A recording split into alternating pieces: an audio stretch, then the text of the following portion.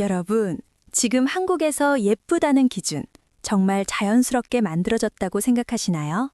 큰 눈, 작은 얼굴, 날카로운 턱선, 하얀 피부. 우리는 이 얼굴을 너무 당연하게 예쁜 얼굴이라고 부르고 있습니다. 그런데 불과 50년 전만 해도 이 얼굴은 전혀 미인의 기준이 아니었습니다. 그렇다면 질문을 하나 드리겠습니다. 한국 여성의 미의 기준은 도대체 누가, 언제, 왜 이렇게 바꿔온 걸까요? 이 영상에서는 조선시대부터 현재, 그리고 앞으로의 미래까지 한국 여성의 미의 기준이 왜 이렇게 극단적으로 변해왔는지, 그리고 그 변화가 우리에게 어떤 불안과 압박을 만들어 왔는지를 사례와 근거를 통해 정보누리고가 자세히 설명을 드리려고 합니다. 여러분께서 구독과 좋아요를 눌러주시고 끝까지 영상을 보신다면 앞으로 미인이 되실 거라 확신합니다. 조선시대의 미의 기준을 이해하려면 먼저 하나를 분명히 해야 합니다. 조선시대에는 미용산업이라는 개념 자체가 존재하지 않았습니다. 즉, 아름다움은 꾸며서 만들어내는 것이 아니라 삶의 조건에서 자연스럽게 드러나는 결과였습니다. 조선시대 여성의 평균 기대 수명은 대략 30대 중반에서 40세 초반으로 추정됩니다. 특히 여성은 잦은 임신과 출산, 산후 감염, 영양결핍, 이 세 가지 위험에 상시 노출돼 있었습니다. 이런 환경에서 마르고 왜소한 체형은 아름다움이 아니라 위험 신호였습니다. 반대로 얼굴에 살이 있고 혈색이 좋아 보이며 체격이 안정적인 여성은 이 사람은 잘 먹고 자랐다, 출산과 육아를 버틸 수 있다는 생존 가능성의 상징이었습니다. 즉, 조선시대의 미는 지금처럼 취향의 문제가 아니라 통계적으로 더 오래 살 확률이 높은 얼굴이었던 셈입니다. 조선시대 미인 묘사를 보면 공통적으로 등장하는 표현이 있습니다. 원만한 인상, 둥근 안면, 살집 있는 볼. 이건 단순한 미적 취향이 아닙니다. 현대 의학적으로 보면 얼굴에 적당한 피하 지방이 있다는 것은 영양 상태가 안정적이고 면역력이 상대적으로 높으며 만성질환 가능성이 낮다는 신호입니다. 특히 기근과 흉년이 반복되던 조선 사회에서 통통한 얼굴은 경제력과 건강 상태를 동시에 상징했습니다. 그래서 조선시대의 미는 날카롭고 선명한 얼굴보다 부드럽고 안정적인 얼굴이었습니다. 조선시대 미의 기준에서 빠지지 않는 요소가 바로 하얀 피부입니다. 하지만 이걸 그때도 미백을 좋아했구나 라고 이해하면 절반만 맞습니다. 조선시대의 하얀 피부는 미적 취향이기 전에 노동에서 자유로운 신분의 증거였습니다. 당시 야외 노동은 피부를 검게 만들 수밖에 없었고 농사노동에 종사하지 않는 여성만이 자연스럽게 하얀 피부를 유지할 수 있었습니다. 즉, 하얀 피부는 가문이 안정적이고 경제적으로 여유가 있으며 육체노동을 하지 않아도 되는 계층임을 보여주는 사회적 신호였습니다. 다시 말해 조선시대의 미는 얼굴에 새겨진 신분표이기도 했습니다. 많은 분들이 조선시대 미인도를 보며 이렇게 말합니다. 다 비슷하게 생기지 않았나요? 이건 역시 이유가 있습니다. 조선시대 화가들은 개인의 개성을 강조하지 않았습니다. 오히려 이상적인 인상, 즉 좋은 여성상을 그려냈습니다. 지나치게 큰 눈, 이목구비가 뚜렷한 강한 표정, 날카로운 윤곽, 이런 요소들은 자기 주장이 강한 인상으로 해석될 수 있었기 때문입니다. 조선 사회에서 여성에게 요구된 미는 조화롭고 순한 인상이었습니다. 그래서 미인도 속 얼굴은 개인의 초상이라기보다 사회가 바람직하다고 여긴 얼굴의 평균값에 가까웠습니다. 중요한 포인트가 하나 있습니다. 조선시대에는 지금처럼 누가 더 예쁜가를 비교할 이유가 거의 없었습니다. 왜냐하면 혼인은 대부분 중매였고 외모보다 가문, 신분, 집안의 평판이 중요했으며 여성의 외모가 사회적 이동수단이 아니었기 때문입니다. 즉, 미는 평가 대상이 아니라 조건 중 하나였을 뿐입니다. 그래서 조선시대의 미의 기준은 급격하게 변할 필요도 경쟁적으로 과열될 이유도 없었습니다. 조선시대 여성의 미의 기준은 이렇게 정리할 수 있습니다. 오래 살 가능성이 높아 보이고 사회 질서에 잘 어울리는 얼굴. 그 미는 개인의 욕망을 충족시키기 위한 것이 아니라 사회 전체의 안정과 생존을 반영한 결과였습니다. 일제강점기는 한국 사회에서 미의 기준이 개념에서 지표로 바뀐 시기입니다. 이전까지의 아름다움은 그 사람답다, 단정하다처럼 정성적인 평가에 가까웠습니다. 하지만 이 시기부터 미는 비교되고 순위가 매겨질 수 있는 대상으로 바뀌기 시작합니다. 그 변화의 중심에는 세 가지가 있었습니다. 사진, 인쇄 매체, 그리고 식민지 근대화 체포링케코리아맵. 일제강점기 이전까지 대부분의 조선 여성은 자신의 얼굴을 객관적으로 본 적이 없었습니다. 거울은 귀했고 초상화는 상류층의 특권이었습니다. 하지만 사진술이 보급되면서 상황은 완전히 달라집니다. 사진은 얼굴을 고정된 이미지로 만들었습니다. 한 번 찍힌 얼굴은 다시 볼 수 있고 남에게 보여줄 수 있고 다른 얼굴과 나란히 놓고 비교할 수 있습니다. 이건 단순한 기술 변화가 아니라 자기 외모 인식의 혁명이었습니다. 사람들은 처음으로 내 얼굴이 저 사람보다 나은가?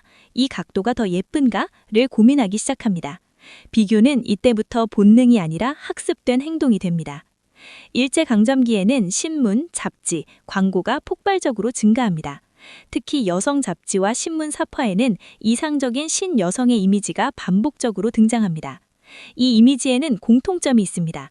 서구식 이목구비, 갸름한 얼굴형, 단정하지만 세련된 옷차림. 중요한 건 이 얼굴들이 설명과 함께 제시되었다는 점입니다. 근대적인 여성, 이적인 인상, 새로운 시대의 미인. 이때부터 미는 느낌이 아니라 언어로 정의되기 시작합니다. 사람들은 아름답다는 감정을 사회가 제시한 기준에 맞춰 학습하게 됩니다.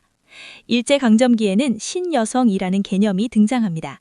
신여성은 교육을 받았고 도시에서 살며 새로운 문화를 소비하는 여성입니다. 그런데 이 신여성의 이미지는 외모와 강하게 결합됩니다. 짧은 머리, 양장, 화장. 이것들은 단순한 스타일이 아니라 근대성과 진보의 상징이었습니다. 즉, 예쁘게 보인다는 것은 낡은 조선 여성이 아니라 새로운 시대의 여성임을 증명하는 수단이 됩니다. 이 순간부터 미는 개인의 선택이 아니라 정체성의 증명서가 됩니다. 일제는 식민지 통치를 효율적으로 하기 위해 모든 것을 표준화했습니다. 시간, 언어, 교육, 복장, 그리고 사람의 몸과 얼굴에 대한 인식도 이 흐름에서 자유롭지 않았습니다. 교과서 체포와 포스터, 사파 속 인물들은 특정한 얼굴형과 인상을 반복적으로 보여줍니다. 이 반복은 무의식적으로 이게 보통이다, 이게 정상이다 라는 인식을 심어줍니다. 그 결과 다양한 얼굴은 점점 특이한 얼굴이 되고 표준에서 벗어난 외모는 비교의 대상이 됩니다. 이 시기의 가장 큰 변화는 누군가가 여성을 평가하기 시작한 것이 아니라 여성 스스로가 자신을 평가하기 시작했다는 점입니다. 사진을 보고 잡지를 보고 광고 속 얼굴을 보며 사람들은 처음으로 이런 질문을 던집니다. 나는 저 기준에 들어갈까? 이 질문이 생긴 순간 미는 더 이상 개인적인 영역이 아닙니다. 비교는 사회적 노범이 됩니다. 조선시대의 미는 공동체 안에서 판단되었고 급격히 변하지 않았으며 경쟁 대상이 아니었습니다. 하지만 일제강점기 이후의 미는 매체를 통해 확산되고 기준이 외부에서 주어지며 끊임없이 비교됩니다. 이 시기부터 미는 불안의 씨앗을 품기 시작합니다. 일제강점기는 한국 사회에서 미의 기준이 처음으로 이렇게 바뀐 시기입니다. 아름다움이 개인의 인상이 아니라 사회가 제시한 기준에 얼마나 가까운가를 따지는 지표가 된 시점.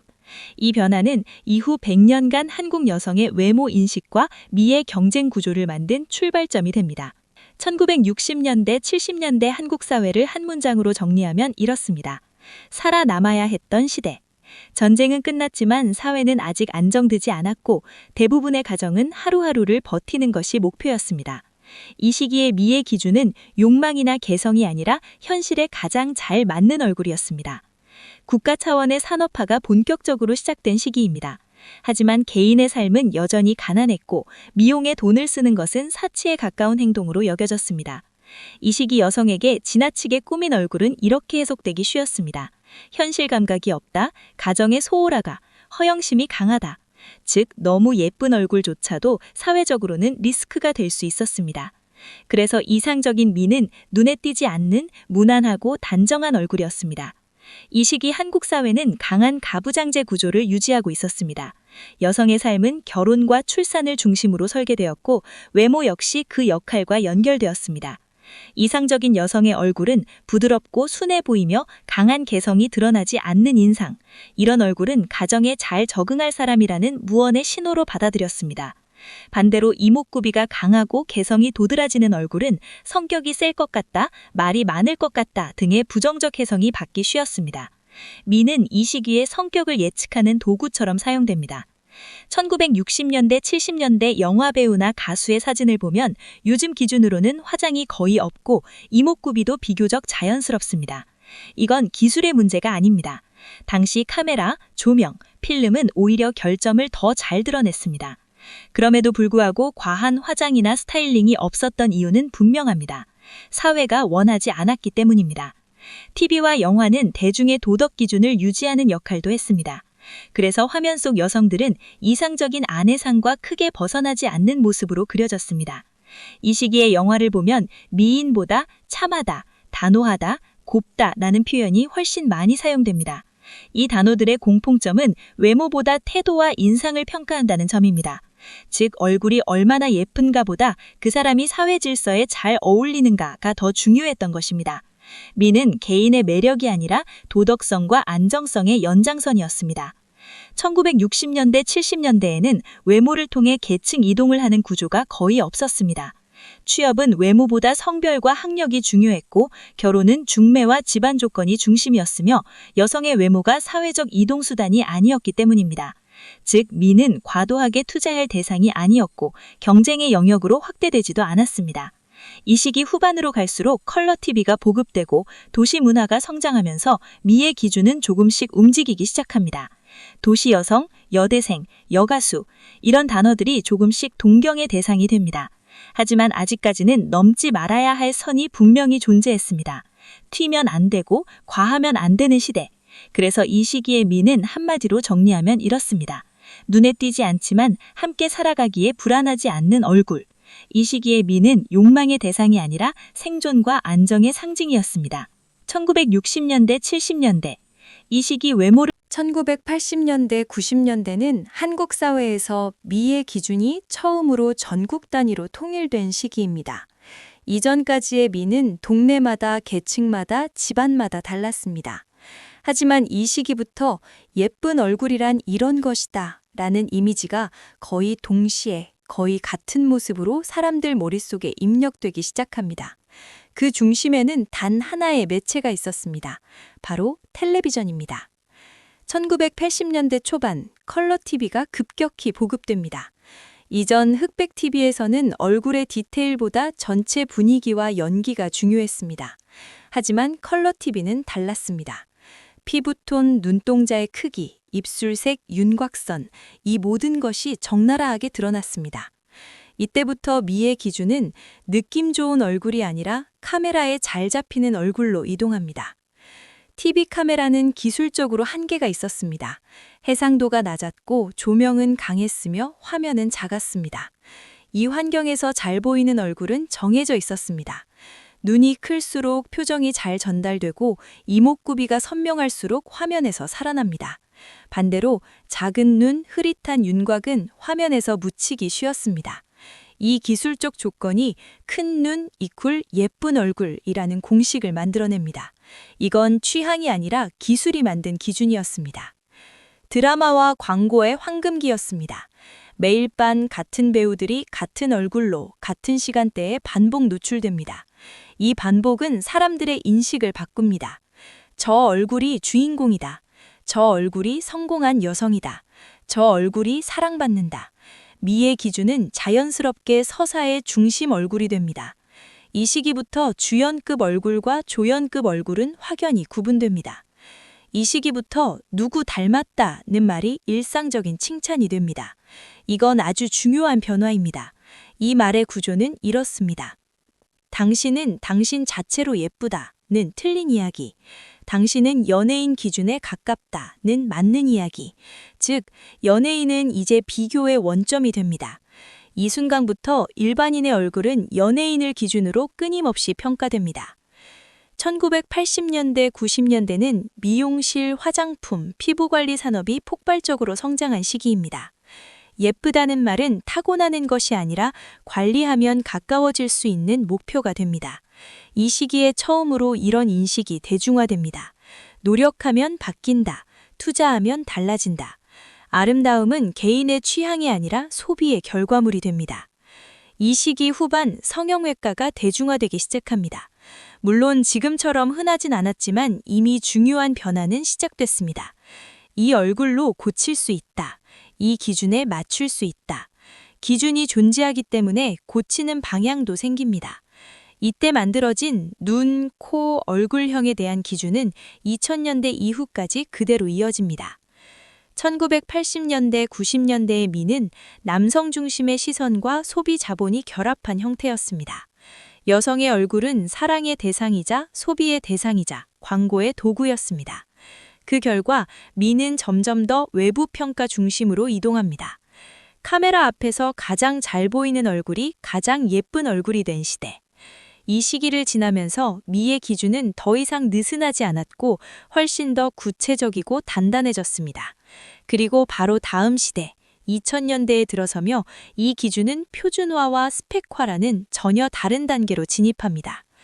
2000년대는 한국 사회에서 미의 기준이 처음으로 이렇게 정의된 시기입니다. 예쁜 얼굴이 무엇인지 모두가 거의 같은 답을 하게 된 시대.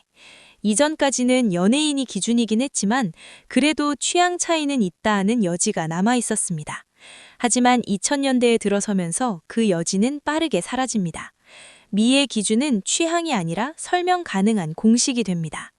2000년대 초간 한국은 세계에서 가장 빠르게 초고속 인터넷을 보급한 나라 중 하나였습니다. 이 변화는 미의 기준에 결정적인 영향을 미칩니다.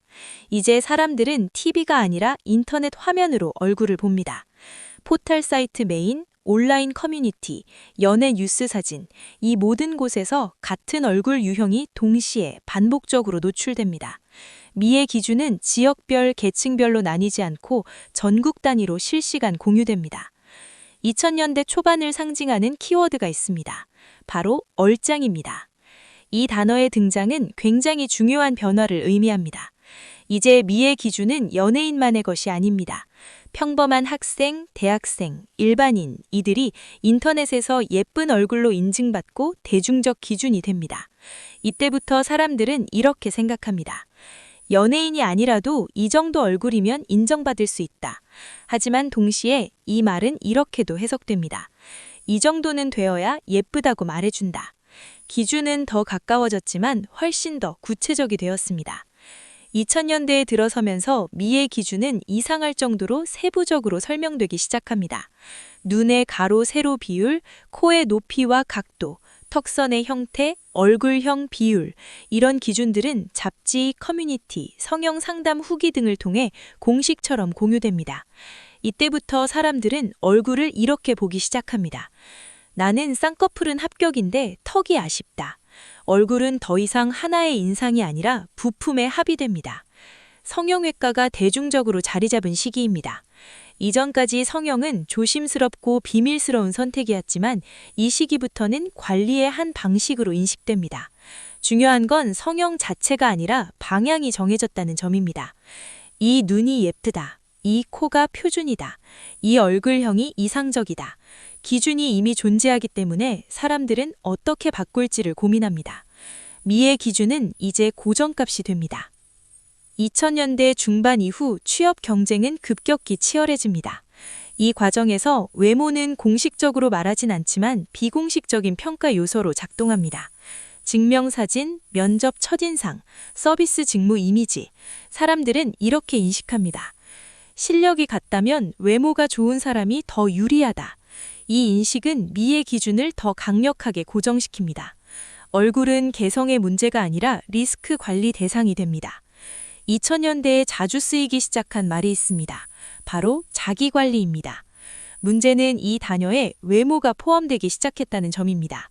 살을 빼지 않으면 관리 안 한 사람, 피부를 관리하지 않으면 게으른 사람, 외모를 신경 쓰지 않으면 경쟁력 없는 사람, 아름다움은 성격이나 취향이 아니라 태도의 문제가 됩니다. 이때부터 예쁘지 않은 것은 선택이 아니라 노력 부족으로 해석되기 시작합니다. 이 시기의 가장 큰 특징은 사람들이 느끼기 시작한 이 감정입니다. 요즘 예쁜 사람들 다 비슷하게 생겼다. 이건 착각이 아닙니다. 같은 기준, 같은 시술, 같은 메이크업이 반복되면서 미는 점점 평균값으로 수렴합니다. 개성은 줄어들고 안전한 얼굴이 가장 좋은 얼굴이 됩니다. 예쁨이 취향이 아니라 공식과 매뉴얼이 된 시대. 이 시기를 지나며 한국 사회의 미의 기준은 돌이킬 수 없을 만큼 구체적이고 단단해졌습니다. 그리고 2010년대에 들어서며 이 기준은 다양한 기준들과 경쟁하고 충돌하기 시작합니다. 2010년대는 한국 사회에서 미의 기준이 더 이상 하나로 수렴하지 않게 된 시기였습니다. 아이러니하게도 기준이 다양해진 것이 아니라 기준이 너무 많아진 시대였습니다. 이 시기의 핵심은 아름다움이 더 이상 상태가 아니라 지속적으로 관리해야 하는 과정이 되었다는 점입니다. 2010년대 초반 스마트폰과 SNS가 일상 속으로 완전히 들어옵니다. 이전까지의 비교는 TV 속 연예인, 잡지 모델처럼 비현실적인 대상이 중심이었습니다. 하지만 SNS에서는 다릅니다. 나와 같은 또래, 나와 같은 학교, 나와 비슷한 환경의 사람들이 완벽해 보이는 얼굴과 몸을 매일 올립니다. 이때부터 비교는 비정기적인 이벤트가 아니라 하루에도 수십 번 반복되는 습관이 됩니다. 2010년대 중반 이후 필터와 보정 기술이 폭발적으로 발전합니다. 문제는 사람들이 이걸 가짜라고 인식하지 않는다는 점입니다. 보정된 얼굴은 곧 이상적인 나의 모습으로 저장됩니다. 이 과정에서 기준이 한 단계 더 올라갑니다. 비교 대상은 타인의 실제 얼굴이 아니라 보정된 이미지입니다. 현실의 얼굴은 항상 기준보다 아래에 위치하게 됩니다. 2010년대는 예쁜 사람이 주목받는 시대가 아니라 예쁨을 유지하는 사람이 직업을 갖는 시대입니다. 인플루엔서는 얼굴, 몸매, 라이프스타일 모두를 콘텐츠로 만듭니다. 이들은 자신의 외모를 가꾸는 과정까지 보여주며 이렇게 관리하면 된다고 말합니다. 문제는 이 메시지가 선택이 아니라 의무처럼 받아들인다는 점입니다. 2010년대에 들어서면서 미의 기준은 얼굴에서 몸 전체로 확장됩니다. 마른 몸, 긴 다리, 특정 비율, 이 기준은 SNS를 통해 숫자와 태그로 관리됩니다. 해시태그 몸매 관리, 해시태그 다이어트, 해시태그 인바디. 아름다움은 감각이 아니라 데이터화된 결과물이 됩니다. 2010년대 후반 미의 기준은 이상할 정도로 세분화됩니다. 청순상, 센 언니상, 고급스러운 분위기, 힙한 감성. 문제는 이 모든 기준이 동시에 요구된다는 점입니다. 사람들은 이렇게 생각하게 됩니다. 이것도 안 되고 저것도 안 되는 것 같아. 기준은 많아졌지만 만족감은 줄어듭니다. 2010년대의 가장 큰 변화는 누군가 나를 평가하지 않더라도 내가 나를 먼저 평가한다는 점입니다. 사진을 찍기 전, 올리기 전, 심지어 거울을 보기 전부터 사람들은 기준을 떠올립니다. 이 각도는 안 돼. 이 표정은 별로야. 미의 기준은 이제 외부 규범이 아니라 내면화된 감시자가 됩니다. 이 시기부터 미의 기준은 동경의 대상이 아니라 정신적 부담으로 작용합니다. 완벽한 얼굴을 보는 것이 기쁨이 아니라 불안과 자기 혐오로 이어집니다. 전문가들은 이 현상을 미의 기준 과부하라고 설명합니다. 기준은 많아졌고 비교는 쉬워졌으며 만족은 사라진 시대. 이 시기를 지나면서 사람들은 처음으로 미의 기준 자체를 의심하기 시작합니다. 2020년대의 한국 사회는 미의 기준에 대해 처음으로 이렇게 말하기 시작한 시대입니다. 이 기준 너무 지쳤다. 이건 단순한 유행 변화가 아닙니다. 지난 100년간 누적된 비교와 관리, 불안이 한계점에 도달한 결과입니다. 2020년대의 변화는 아름다움에 대한 이상적인 가치 선언에서 출발하지 않았습니다. 그보다는 훨씬 현실적인 이유였습니다. 너무 비싸고 너무 오래 걸리고 너무 많이 비교해야 하는 기준. 이 기준을 유지하는 데 드는 시간, 비용, 정신적 에너지가 개인에게 감당 불가능한 수준이 된 것입니다. 그래서 변화는 다양성이 좋아요가 아니라 이제 못하겠다에서 시작됩니다. 청년 세대는 과거와 전혀 다른 현실을 마주합니다. 집값 폭등, 취업 불안, 소득 대비 높은 생활비.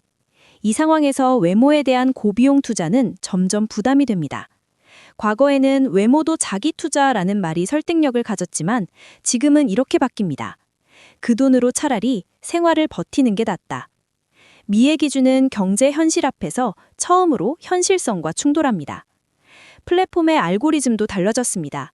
과거에는 표준적으로 예쁜 얼굴이 조회수와 좋아요를 쉽게 얻었지만 지금은 다릅니다.